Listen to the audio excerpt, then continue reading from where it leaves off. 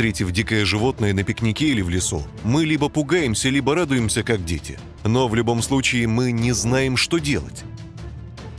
Поэтому мы приготовили советы о том, как вести себя при встрече с дикими зверями, чтобы не навредить ни им, ни себе. Встреча с лосем в лесу. Лось – одно из крупнейших животных, которых можно встретить в лесу. Они довольно застенчивы и сначала убегают, но осенью могут быть опасны, поскольку это период спаривания. В такое время половозрелые самцы могут быть агрессивны и легко возбудимы. В Сибири лось может быть даже опаснее медведя.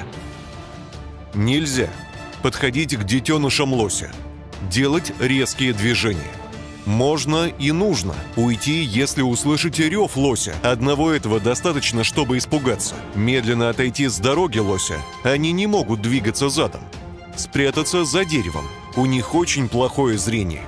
Включить громкую музыку. Они боятся громких звуков. Если лось побежал за вами, взобраться на дерево. Следующие знаки помогут вам понять, что лось готовится напасть. Он прекращает есть и смотрит на вас. Он прижимает уши к голове, а шерсть на загривке и крупе встает дыбом. Он идет к вам, наклонив голову. Он мочится.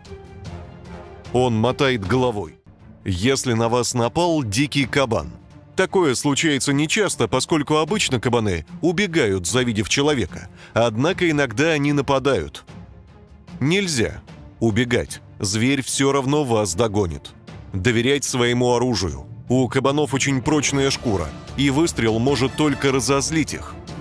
Можно и нужно спрятаться за деревом. Так кабан потеряет вас из виду. Залезть на дерево. Издавать громкие звуки. Если вас заметила лиса или шакал. Нельзя убегать. Зверь может вас выследить. Подходить к животному и пытаться с ним играть. Можно и нужно медленно остановиться. Кричать, раскинуть руки или раздуть одежду, чтобы казаться крупнее. Бросить камень в направлении животного, не прямо в него, или притвориться, что бросаете.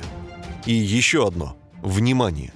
Любое теплокровное животное может быть носителем такого смертельного заболевания, как бешенство. Оно передается через укус или слюну. Каким бы милым ни казалось вам животное, лучше его не трогать.